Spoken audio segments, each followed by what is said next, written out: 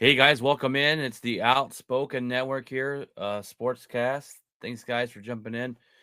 It is week 8 takeaways. We are already in week 8, and it's solo edition for me today.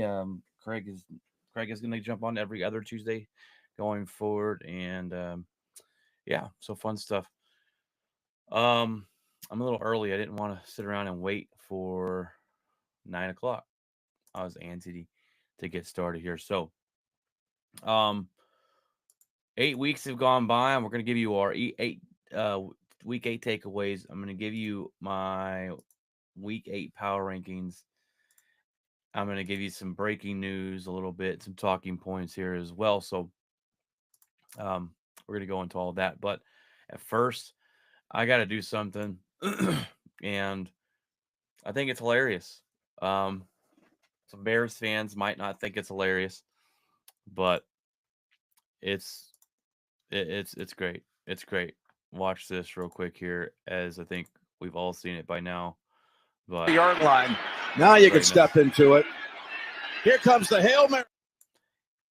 Commanders Hail Mary to beat the Chicago Bears. You can't do anything but just laugh at the Chicago Bears for this. Um, what a great play! What a this is actually a terrible game. Um, I'm glad the Bears lost. Obviously, Jaden Daniels throwing a Hail Mary there. The Bears were dumb on defense on that play. um, that is terrible. Terrible. And I love it. I love it because it's the Chicago Bears. I texted my buddy during the game who's a Bears fan and said, "You guys didn't deserve to win this game. You play like crap." My takeaways for that game is Caleb Williams didn't look very good. Uh, Fourth quarter, he had like 90 yards passing. Before that, it was like 13 in the first, 16 in the second. Terrible. Really, really bad. Very, very off on accuracy. He looked terrible that game.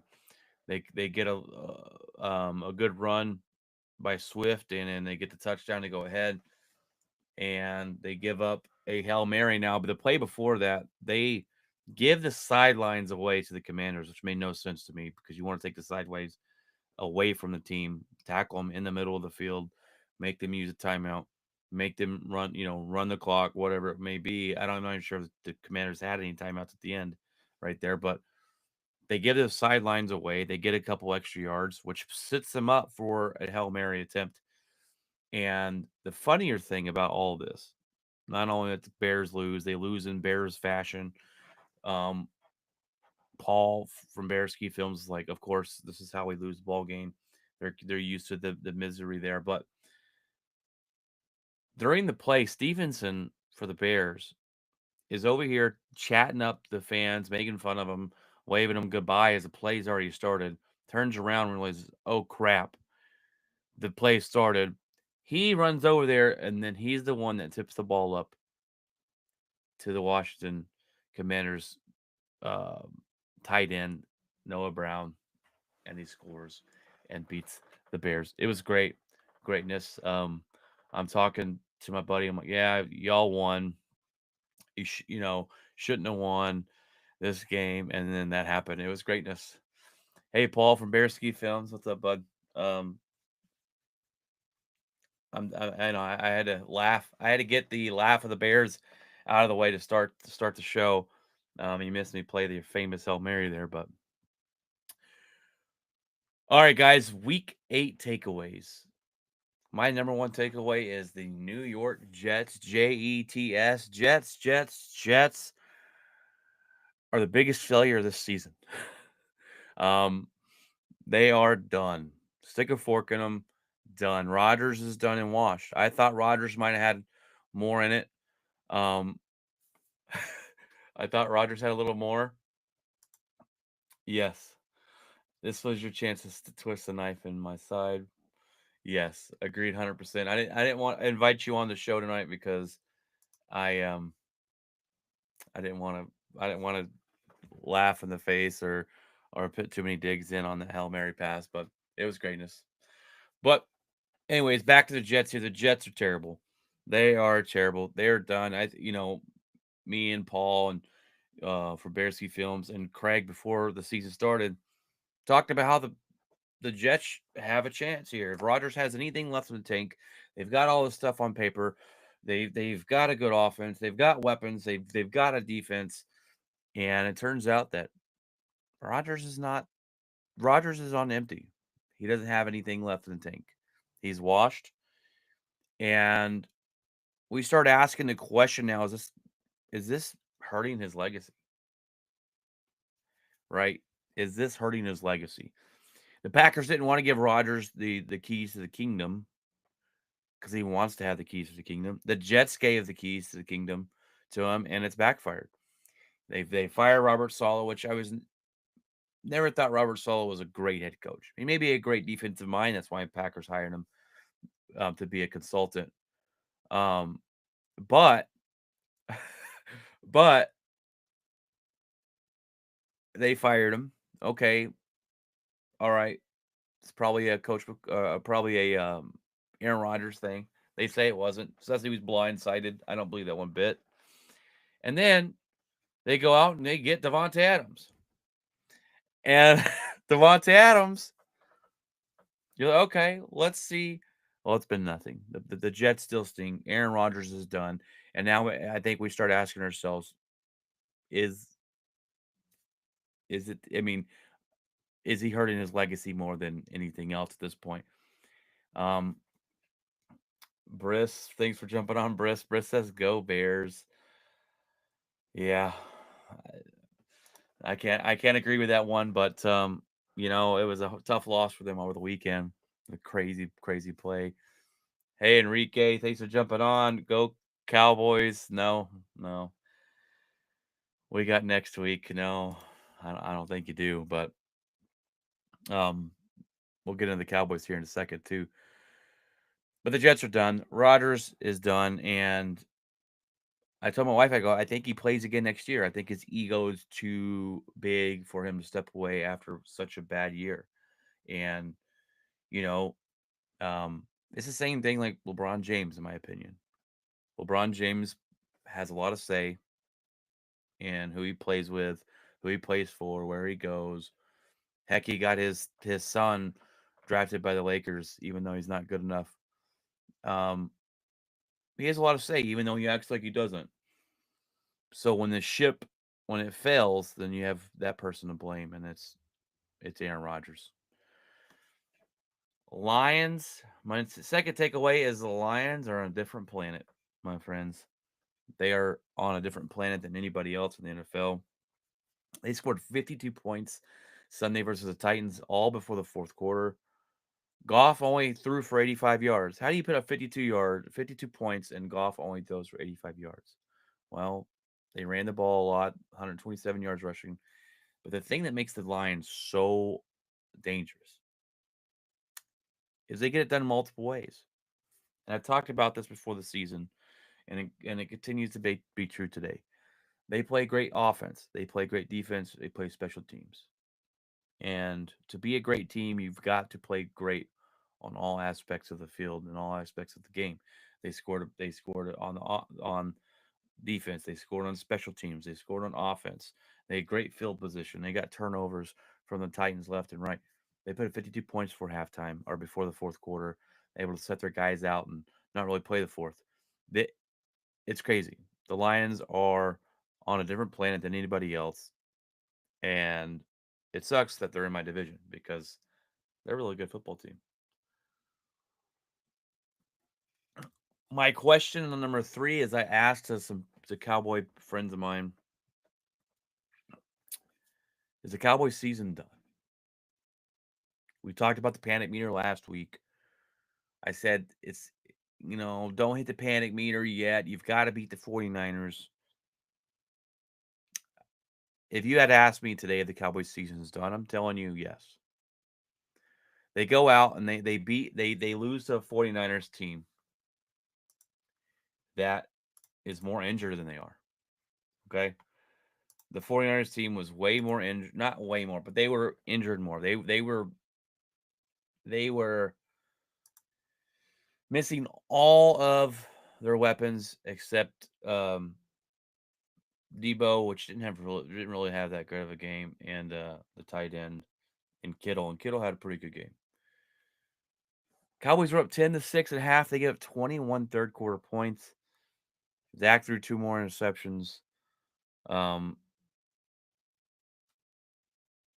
it's not a good game. And you might say, "Oh, well, they only lost by 6." Well, okay. It really wasn't that close to a game if you're watching them. It really wasn't. But and then you got to look at this. They brought in Dalvin Cook this game, and you're like, okay, this is going to be either going to feature him. Dalvin Cook was terrible. Zeke Elliott looked like the best running back you had, but he only had, I think, like 30 rushing yards at the end of the game. So that didn't really play out for you. Um, yeah, 10 for 34. Dalvin Cook was 6 carries for 12 yards. Dak threw for 236, two touchdowns, two interceptions. Z Lamb had a game. He had a game. 146 yards, 13 receptions, two touchdowns, and it wasn't enough. It just wasn't enough. Um, the Dallas Cowboys schedule gets a little difficult too. Let me look at their schedule real quick. Trying to think of who they play coming up. I know they got a tough schedule coming up. They play the Falcons, who just beat the Buccaneers. They're if and out. Um, you got the Eagles. They put up 37 points against the Bengals on the road. They looked pretty good this last weekend. They're still a little iffy, but maybe they turn it on. You got the Texans, who's not as great as we thought they were, apparently, but they're still a good football team. The Commanders leading the East, and then you got the Giants and the Bengals. Um, but my biggest thing is you have no answers to your problems. Cook was not good. Um, your quarterback's not playing all that great. He got paid. He's not playing all that great. You're one dimensional on offense. You have no running back room. Um, it's like you're just waiting for the inevitable, and that is taking McCarthy out to pasture and ending it because that's what's going to happen at the end of the season. Um, but if you ask me today, yes, the Dallas Cowboys season is over and done with because you got no answers. Your head coach can't dig you out of nothing. Not that Myers McCarthy could, but you don't have an advantage. You don't have a quarterback advantage right now because Dak hasn't been lived up. He's not really playing like the Dak Prescott of last year, where he was second in MVP voting. You don't have a coaching advantage. Your defense is usually not better than the other team right now especially because they're injured. We don't know if Demarcus Lawrence is coming back this season. We don't know when Parsons is coming back. Bland is still out. You're one dimensional on offense. Your team doesn't your coach doesn't scheme your players open. He doesn't help you out that way. Um, what is there? I mean, I don't look at any of those games and go, yeah, the advantage is on Dallas here, and they got a better head coach and this and that. And the only thing that we saw this game against the 49ers is at least your defensive coordinator changed some things up during their bye week. They showed different blitz packages. Okay, you're going to be in shotgun. We're going to confuse you. We're going to blitz you every time you go to shotgun. We're going to make you uncomfortable. That's that was a good thing, but that was your defensive coordinator, and um, who I think is your next head coach after they fire McCarthy because he's already there. But we'll see what happens. Um, the good news for the Dallas Cowboys when they play the Houston Texans is breaking news today. Is star wide receiver Stephon Diggs is out with an ACL injury. He tore it this last week. Not good for the Houston Texans. Not good for this offense. Um, Packers beat the Texans, not this last week. We beat the Jags. We beat them the week before, and people wanted to try and tell me the Texans aren't as good as we thought they were. They're not the team from last year. I'm not giving you that kind of satisfaction because um, it was a good win for us. But it does seem like there's something missing on the offensive side of the ball. Last year, they were juggernauts on offense. They have really good defense, some learning curves, right? Rookie quarterback, new head coach. This year, something seems a little off with their offense. And I don't know if it's trying to get Stephon Diggs the ball more, working him in. I don't know if it's the sophomore slump of CJ Stroud. Maybe it's the teams have tape on him and they're playing him, they're confusing him. The Packers made him frustrated big time. Blitzed him left and right, had him throwing his helmet on the sidelines. He threw for 87 yards passing. And so maybe it's that. Maybe it's Maybelline. I don't know. But the Houston Texans have a great record. They got a good defense. This is a team I think that could make a really good playoff run. But it seems like there's something missing that we saw last year that is not there right now. And I don't know, maybe it kicks back in, maybe it doesn't. They're a good football team. Don't get me wrong. And beating the Texans is good, but they're not blowing the teams out of the water. They beat the Colts by 3 this last weekend. I really think they should have beat the Colts by more. The Colts aren't a very good football team. Speaking of the Colts, Anthony Richardson pulls himself out of the game against the Texans last week, and he gave him a little tap of the helmet, saying, "Hey, you know, take me out of this for the next play." And they asked him why at the end of the game, and he says it's because he's tired. Because he's tired. That's terrible. That's a terrible look for your quarterback. That's a terrible look for your quarterback is supposed to be the future quarterback of the franchise. You cannot have that. That is unacceptable. I get it for running backs. I get it for wide receivers who's running down the field every play, running back who's getting beat up, handing the ball off, beat up every play. But for quarterbacks who step back and throw the ball, now Richardson does run. I will give him that. But to say, hey guys, I'm tired. I'm not in the best shape I should be in. Take me out this play, please. That is a bad look. That's a bad look for an organization. That is a bad look for himself. It's a bad look to the fans. Um, and they are benching him next week. They are putting in Joe Flacco. Now, I never thought Anthony Richardson was going to be great. I told you guys it was a reach where they took him. I think a lot of people would agree with that. I don't think that's any kind of hot take, and I don't and I think that the Colts organization really hasn't found their stride or found their identity since Andrew Luck walked out on them. And I kind of feel bad for the organization, but that's starting to wear off a little bit because you've had time to correct those mistakes. Drafting Anthony Richardson was a mistake. The kid's had barely any college reps. The kid gets hurt a lot because he doesn't know how to run. He doesn't know how to slide. He doesn't. This ain't college anymore. He can't run over people like he used to. He's not a great thrower of the football. Like he's got a rocket of an arm. He's not very accurate with it. It reminds me. He reminds me of Josh Allen when Josh Allen first started in the league. And Josh Allen was wildly inaccurate. He overthrew players left and right, and because he got a rocket of an arm. Well, he worked on that and calmed down, and Josh Allen's one of the best quarterbacks in the league today. Anthony Richardson is like that young Josh Allen, but he's never going to turn out to be anything better. He's missing wide receivers left and right, down the field, especially for those big plays that you need to win games. He's just not the guy. And this is a terrible look. It's a terrible look on his work ethic, terrible look for the franchise, and the Colts seem to be um, not very good. So just not a good look for them. Let me update you on the World Series. Unfortunately, I don't really like either one of these teams. I grew up hating the Yankees because they won everything, and they usually took out the Rangers in the postseason. And the Dodgers just buying their way to a championship. Shohei Ohtani making bukus of money, buying their players.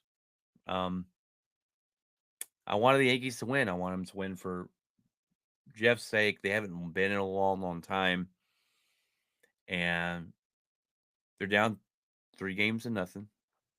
The series is over. They're not coming back. They started off the game tonight, which is going on right now, terrible. They're up 5-4 right now. They were down 2-0. They get a grand slam from Volpe, and I hope the Yankees win tonight.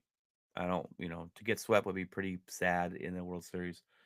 But I think, and this has happened to me and this happened to my team before, and I've been talking to Jeff about it. The way they lost game one, I think really set the tempo. Um, they lost game one with a walk-off grand slam in the bottom of the 10th inning when they should have won that game. It's a game the Yankees should have won. They had a little bit of a throwing snafu that got Shohei to third. The next play, they hit a fly ball. If Shohei's not on third, he doesn't score that inning. He's on third, he scores, ties the game. They take out Cole, who's been pitching a masterpiece. They give the game away. That's the game they should have won. I just think it's the way they lost it. It took the wind out of their sails. Aaron Judge has been put him on a milk carton.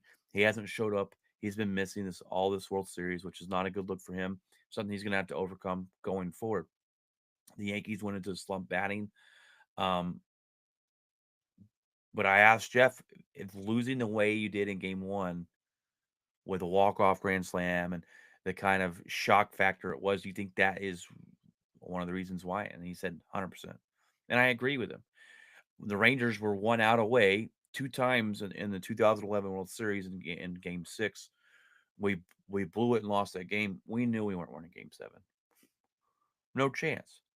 The way we lost it, the shock factor, there was no chance. And I think that's kind of what happened here. And did I figure they would lose game 3? No. I thought Yankees would win game 3, maybe game 4, make it a series. I was hoping Yankees would win, but this series is over. Down 3 games to none against the Dodgers. You're not winning it. Bottom line.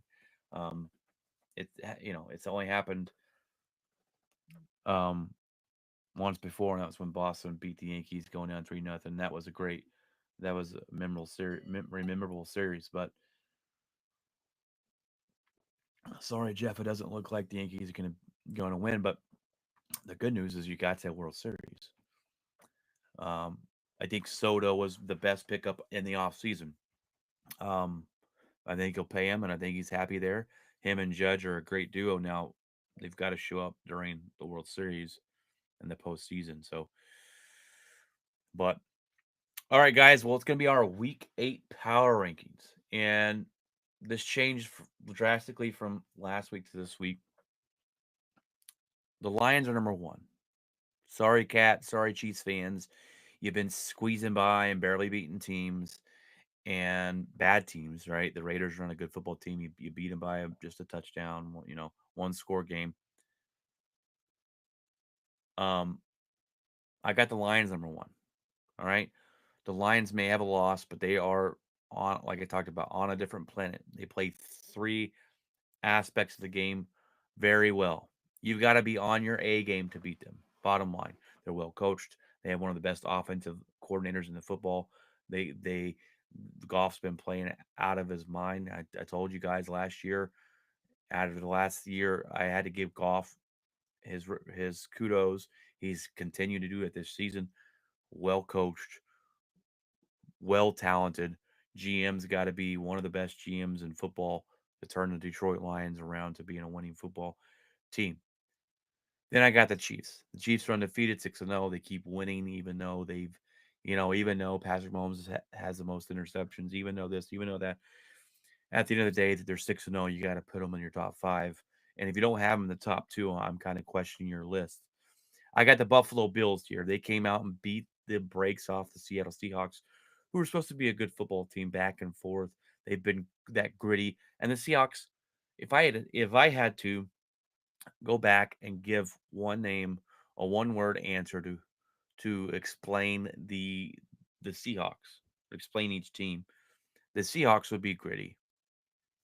They seem to always be that team that you count out, and they're there in the playoffs. They're there in a wild card. They're fighting for the division. Every year it seems like that. Geno Smith's their quarterback. They're not going to be good. Last year they made the playoffs, right? Last year we ran the apology tour through Seattle to say sorry to Pete Carroll. Um,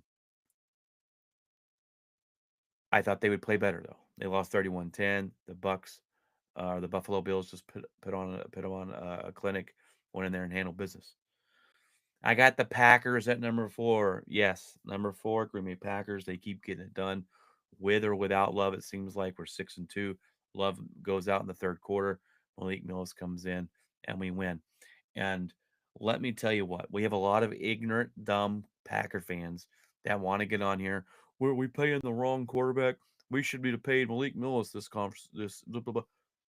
Quit being stupid. Go watch the football games because you're clearly not watching football or you don't know football. And I'm going to educate you right here. Okay. Malik Willis is a serviceable backup quarterback. If he was so good, he wouldn't be off the Tennessee Titans, who don't have a quarterback. Okay.